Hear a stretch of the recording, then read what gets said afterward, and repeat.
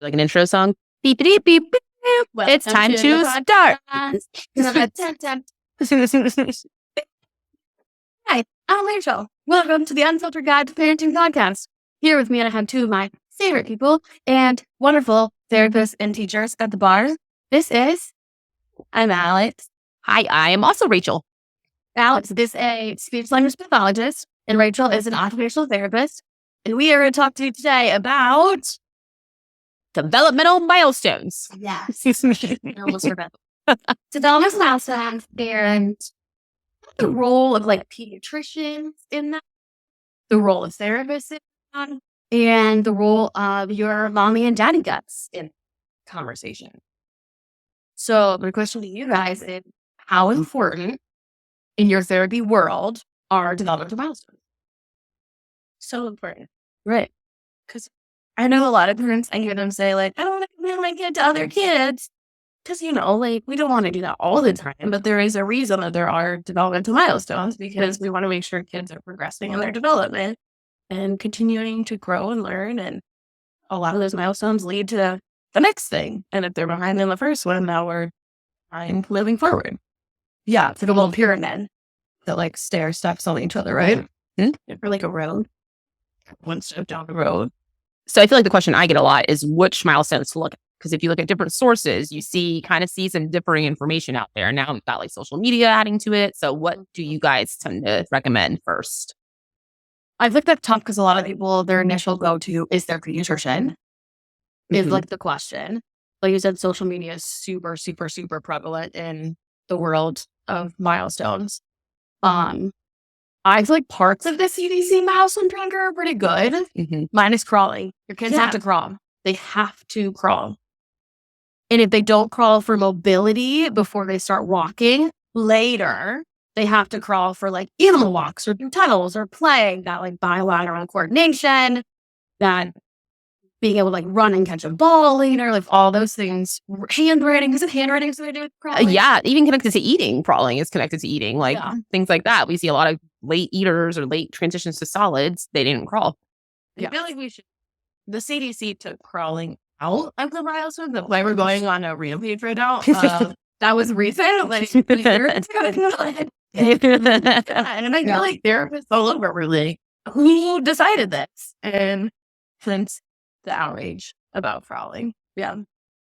I think the CDC has a good tracker. I think your pediatrician can give you kind of a basis of you're 18 months old and we should be doing an ASTU, which is Ages and Stages questionnaire. We should also be doing an NCHAT, which is a modified checklist for autism in toddlers. Those are things that your pediatricians are required in doing around 18 months or so.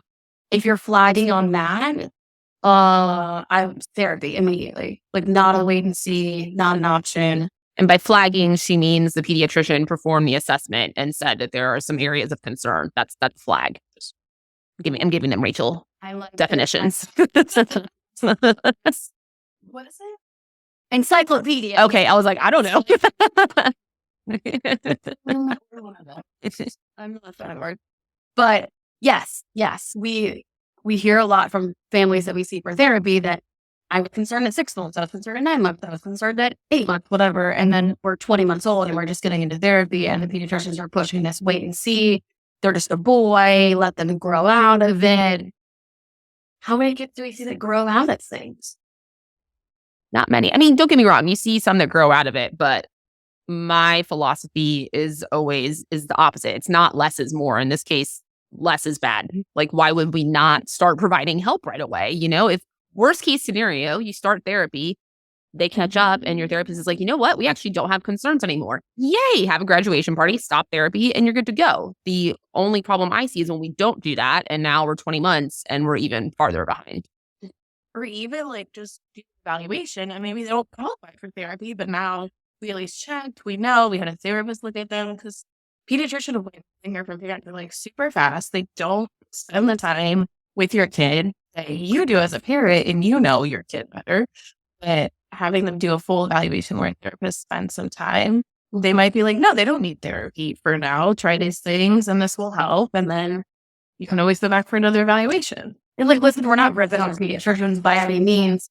We're just kind of trying to like silo them into a portion of your concern and your goal and looking at your kids' developmental milestones, and then having us as another silo and another portion, us being a therapy or being any resource that can give your kiddo a developmental look a little bit closer.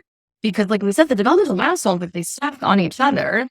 And if you have a kiddo with Swiss cheese skills, it's a bit like to call it, where we run, climb the ladders and have, run 6, 7, and 8, but we haven't got 1 through 5, we're gonna have some trouble. And our goal long term is to have trouble, right? So finding a good therapy company, a good developmental screener, something like that is going to be an added benefit or an added edge to your kiddo's birth to 3 years. That's not just your pediatrician. Well, if I was a parent, I'd want to put my mind at ease. I tend to kind of mull over things and think it over and over again. And I'd rather just go to the expert and be like, this is your field. You tell me what to do, which is in this case, us. We can kind of help calm any concerns that you may or may not have. But this is what we do. All day, every day, we hang out with kids at the age of 3. Yeah. Absolutely see all the time. Yeah. What do you feel like are a few just, what do you inspire? Like major milestone concerns that parents need to be like, I need support in this. I need to look at this. Like major things. Well, you kind of took mine. My main one would honestly be crawling from an occupational therapy perspective, not speech. So by what age? Crawling by like 10 months. Yeah. Yeah. And it's definitely not a situation where like you hit 10 months and you're like, oh no, they're not crawling, and like run and start freaking. That's not what we're saying. But I usually err like on 2 months on either side of developmental milestones. That's my personal. Yeah. And typical crawling is anywhere from 8 to 10 months. So it's hit that 10 month and your kiddo's still not kind of progressing into that, right? Like it's time to probably start looking at the support, because by 12 months, we really should be crawling. Mm-hmm. And then children's therapy is forever to get into. Oh yeah. There's usually waiting lists depending on the company. It's like an insurance approving things. It's a whole process. So you might as well start it. And then if you change your mind or the kiddo catches up, no harm, no foul. Yet again, at least you were already on the list. Kind of like everyone starts signing up for daycare at like 6 months, right? Well, if they're going to daycare and you have to wait that year, it can be the same with therapists and with developmental pediatricians. I will say I have a lot of families that wait and then they call to make the appointment with the developmental pediatrician who can do an official assessment as well. And they're like, oh, the waiting list is a year, literally a year. This is not exaggerating. So it's just better. Yeah. There's just not that many of them. So it's better to get on the list sooner rather than later.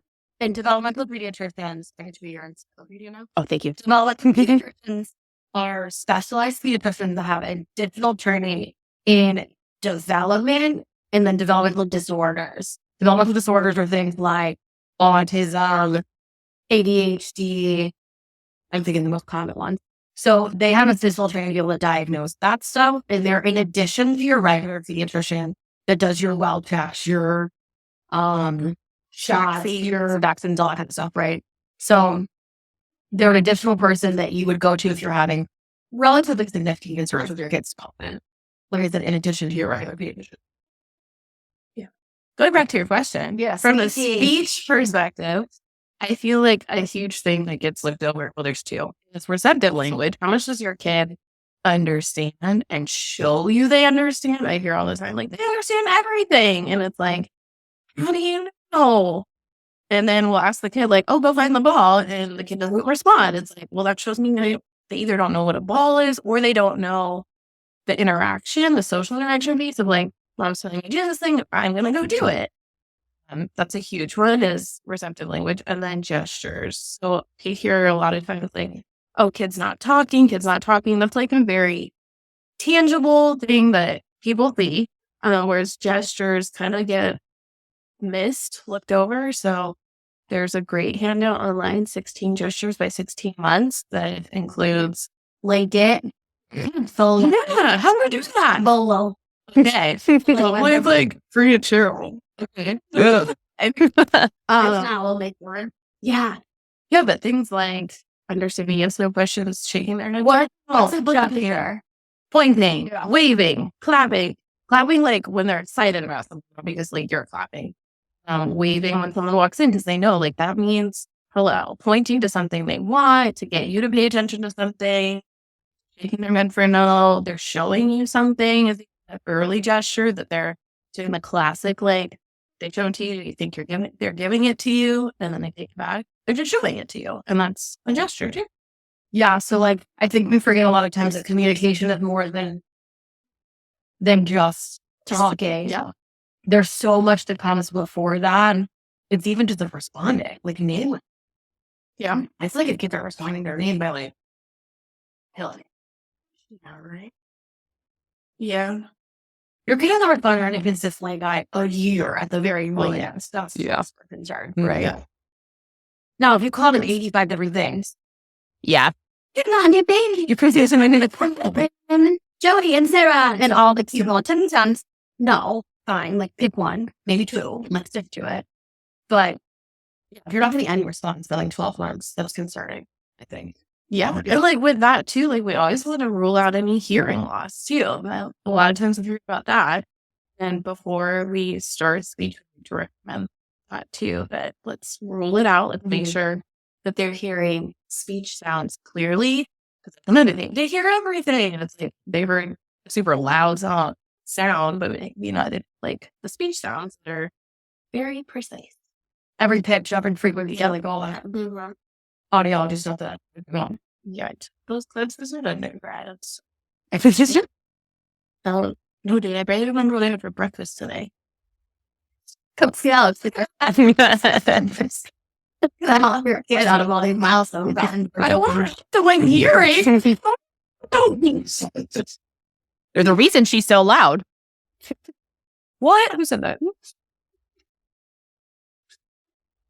Can't help with kids that have green lawn without this. No, stays in her lane. I know what I'm good at. Thank you very much. Well, I honestly think I like that about professionals. Back to we're not like bashing pediatricians. Like everyone has a specialty. So it's nothing against the pediatricians. We just literally study just this. Like I'm not going to tell you that whether your kid has the flu or a cold. Like that's their job. And so going to the specialist is just the smartest way to do it. It's not to say that the other person is completely incompetent by any means. Yeah. What role do you feel like mommy and daddy got to play in kids' development? Really? Big one. How much do you think parents should push? And I can answer this too. Do you think parents should be pushing to see the specialists? Absolutely. 100%. And your child can't advocate for themselves. That's your job right now. And it's the best job you can do. I feel like I call it like white coat syndrome. Sometimes people get in front of doctors or even us, like healthcare professionals in general, and they completely defer to us. You are with your child 95% more than I am with them. So like what you observe, what you hear, what you're concerned about is very important to me. And I want to hear those things. So do other healthcare professionals. So really kind of standing on your own 2 feet and being like, this is what I'm seeing and this is what I'm concerned about. Like, yes, we specialize in what we do, but we're also still humans. And sometimes we miss things. And that goes across the board for all healthcare professionals. So if you kind of like that whole, if you see something, say something. I don't know. I don't know what that's actually We're for. experts in development, but you're the expert in your child. Because we see tons of kids, but we've never seen your kid before, so you know your kid. Yeah. And I think that if you get one goal from today's podcast, it's that wait and see is not the developmental approach. Is that fair to say? Oh, yeah. I mean, there's literally scientific evidence proving that the earlier intervention is provided, the more successful the child has as far as like reaching goals and things like that. There's a reason that there's a whole early steps program and that we start so early. Yeah. And the earlier kids can get into therapy, you can build skills on each other quicker versus waiting until longer. And then you have such a big gap in skills that you have to build up before you can get age appropriate skills. Does that make sense? Oh, absolutely. Yeah. They say the same thing about learning another language, like the amount of time it takes an adult to learn a second language versus a child who's learning it as they're growing up is very different. Yeah. Somehow we get dumber as we get older. I think we're just tired. That's fair. Tired is fair. One reason I love this our age group that we like specialize in the barn and that we specialize in them the under like 3 to 5-year-old age range. Because I feel like we learn like 75% of our forever knowledge. And it's not quality. I mean, it's how to wipe our ass and like say help. So it's not quality information. But we learn a lot of the first couple years. How to eat, how to talk, how to walk on our own. You used to breathe around the belly, and then all of a sudden you're like, breathe on your own, right? Like Fair. how to walk, how to wipe your butt, how to like, how many things do we learn in the first 2 to 3 years of our life that we use as forever knowledge? It's a lot. Mm-hmm. It's a lot. People are like, why do you even like the baby so much? I'm like, they're kind of like, you just teach like all these like cool like new things that like seem so cool and new, and it's just like, I roll it over, and it's like, whoa. That's so cool, but it's like a huge milestone. Absolutely. You know, Really cute. Better stuff.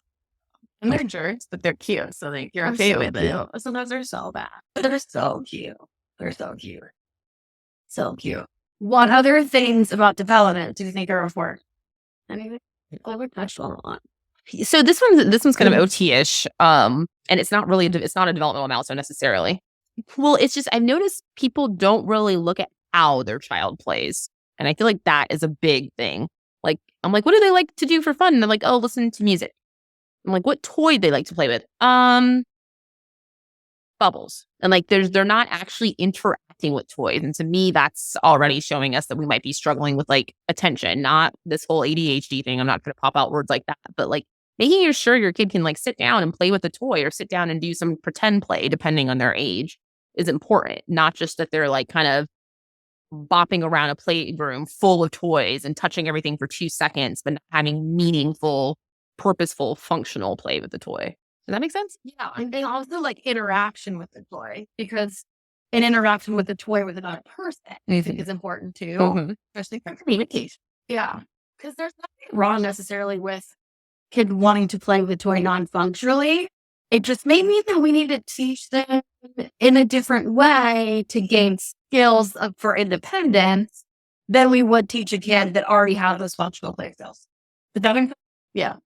Right? So like your whole body that wants to line up a whole bunch of things, we don't like have to stop them from lining up those things. We just might need to get into their world and teach them in a different way how to communicate compared to the kid that will run the cars around or fly them back and forth with you, because they're just going to pick up skills in a different way. Yeah, absolutely. And sometimes that different way isn't what we as an adult would think is the way. Do you know where I'm headed with this? Yeah. Well, and actually, soapbox moment. I don't like when people stop kids from lining up toys. Like that's Give me a whole podcast. Okay. I'm not trying to start a whole podcast. I'm just saying, original. figure out a way to play with them. They're playing differently. They're just doing it a different way. Line up something else next to them. Show them how to line it vertically. I don't know. Like just that's what I mean. Like, yeah. You're going to have to teach, not have to, but you may have to teach that kiddo in a different way, that reciprocity of play, right, and reciprocity of communication, than you would teach the kid that is running cars on the track. And when you run it on your head, they'll run on their head back, because they're getting that imitation piece versus a kid that may not be getting that imitation piece because they're super focused on their lines. Yeah.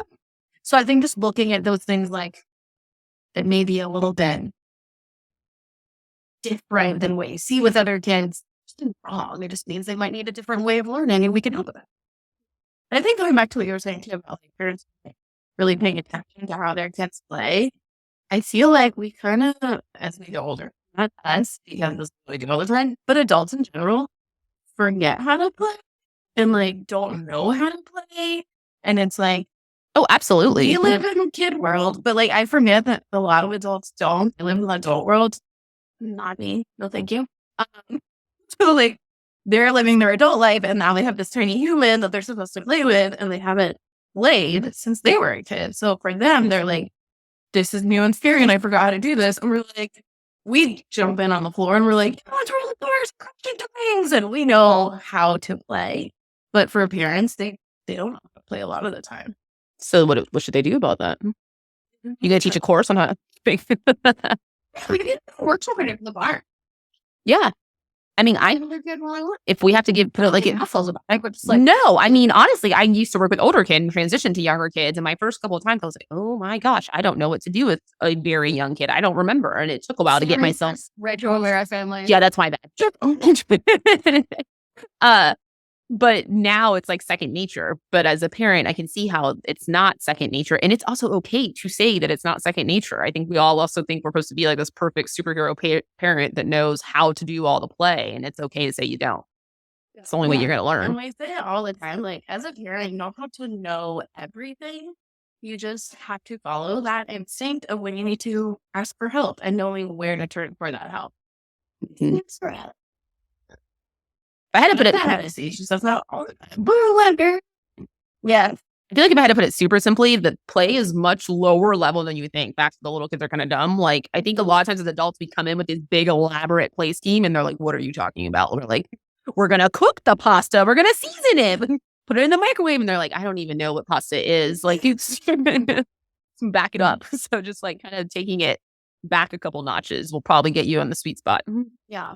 The other thing too that I think is super cool and helpful is that there are early intervention programs that are free, that are required by law in every state and every county and everywhere that you go. Here in say Florida, it is Early Steps, so the full state program. But you can Google your county's name, early intervention program, if your kid's on the age of 3, and you're going to find something somewhere that's going to help support you through whatever you're looking at and possibly need. Or you do an evaluation and they're developing like, your kid's at target. Here are some things to keep working on. Come back and give any concerns, right?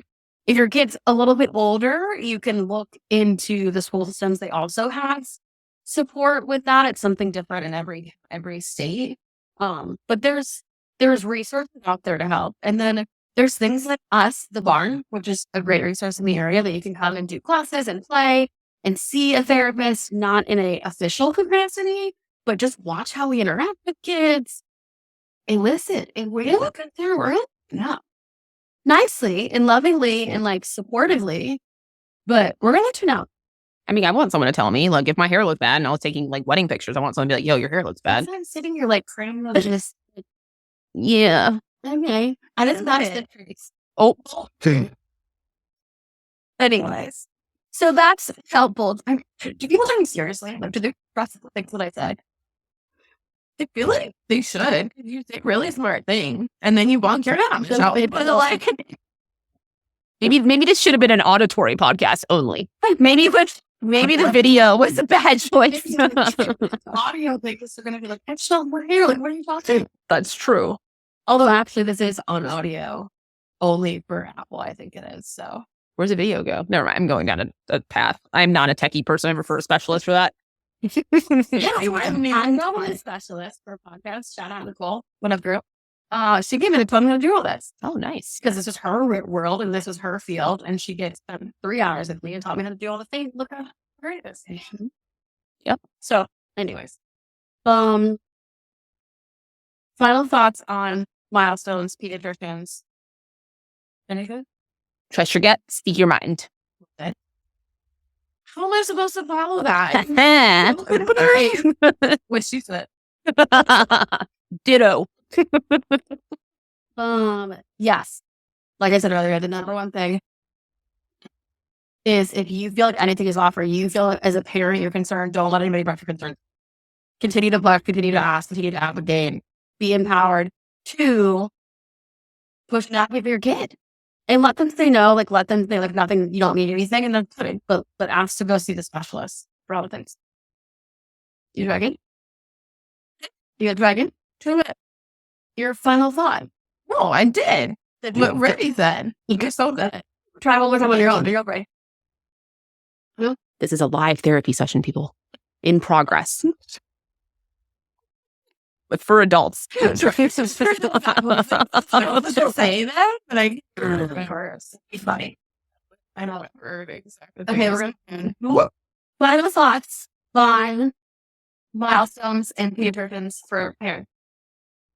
Be a mama bear, a dad and advocate for your kid because you know them best. That. This was episode number 2. The Unfiltered Guide to Parenting podcast. Follow us, subscribe below. And come hang out with us at the barn. And if you need anything or have any questions, let us know. We do developmental screeners if you're local. Probably can't help you if you ain't local, but if you're visiting Florida, we're in St. Pete, Grant's Place. Thanks. See you guys next time.